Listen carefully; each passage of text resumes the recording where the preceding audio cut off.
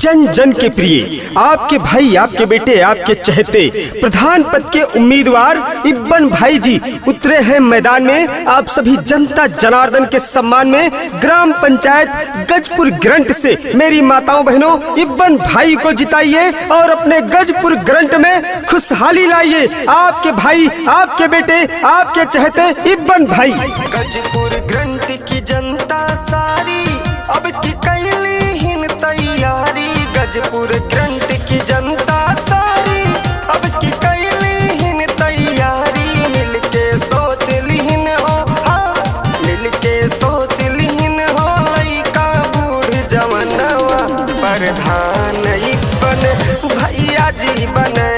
तबही पूर होई सबके दिल के अरमनवा प्रधान इब्बन भैया जी बने।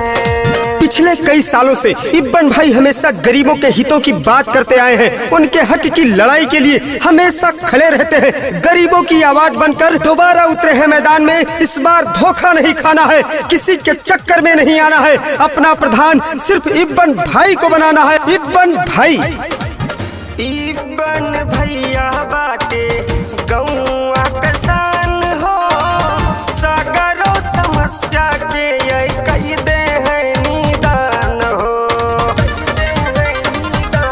हाँ इब्बन भैया जइहा बनी है प्रधान हो।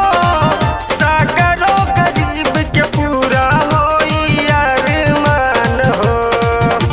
केहू ना गरीब बच पाई जैन से सुविधा ना पाई। केहू ना गरीब बच पाई जैन से सुविधा ना पाई। समाज सेवी है भैया, समाज सेवी है भैया, इनके अलग पहचानवा प्रधान इब्बन भैया जी बने।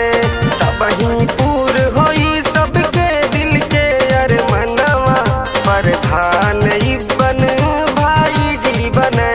जब जब अपने ग्राम पंचायत गजपुर ग्रंट में कोई भी समस्या आती है, गरीबों की आवाज बनकर सबसे पहले चट्टानों की तरह खड़े होते हैं हमारे इब्बन भाई। इस समय इब्बन भाई गजपुर ग्रंट गांव में हर जगह लाइट लगवाने का काम किए, जो किसी ने नहीं सोचा वो पहल लेकर आए हैं। इब्बन भाई का साथ दीजिए। अपने गांव में विकास ही विकास कराइए। अपने गांव को नंबर 1 पे ले जाइए। एक दमदार प्रत्याशी, युवा प्रत्याशी है इब्बन भाई। वादा नहीं, विकास करेंगे, जन जन का सम्मान करेंगे, झूठे वादे नहीं करेंगे। ये कहना है इब्बन भाई का। इब्बन भाई का साथ दे, अपने गांव गजपुर ग्रंट को विकास की ओर ले जाए। बन के प्रधान भैया कारी है विकास हो। सागरों गरीबवन के बाटै विश्वास हो। बन के प्रधान भैया कारी है विकास हो। सागरों गरीबवन के बाटै विश्वास हो। एक बेरी अजमाई के देखा, देहना केहू के धोखा। पाँचे सलिया माँ हो देखा, देहना केहू के धोखा। भैया पूरा करी है, हाँ भैया पूरा हो करी है दिलवा के सपनवा प्रधान इब्बन भैया जी बने। तबही पूर होई सबके दिल के अरमनवा प्रधान इब्बन भाई जी बने। इस बार आपके गांव गजपुर ग्रंट की तस्वीर बदलने वाली है। आप सभी का समर्थन, आपका आशीर्वाद ऐसे ही बरकरार रहना चाहिए। हमारे इब्बन भाई के ऊपर मेरी माताओं बहनों इब्बन भाई का पूरा सपोर्ट करना, अपना वोट देना, अपने गांव में विकास की गंगा बहाना। सुना है आज समंदर को बड़ा गुमान आया है, उधर ही ले चलो कश्ती जिधर तूफान आया है। और जिधर भी जाते हैं इब्बन भैया जी, सभी लोग कहते हैं एक नेक इंसान आया है, हम सबका होने वाला प्रधान आया है। इब्बन भाई को जिताए, अपने गजपुर ग्रंट में परिवर्तन लाए। सबही के साथ रहे, सबके है करीबी। इब्बन भैया सब कह जानी ले गरीबी, जानी ले गरीबी। सबही के साथ रहे, है सबके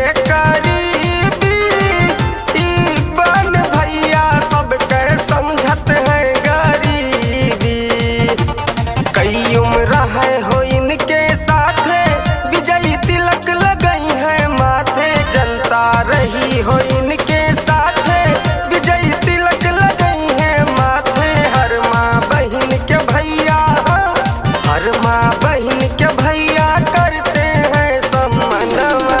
प्रधान बन भैया जी बने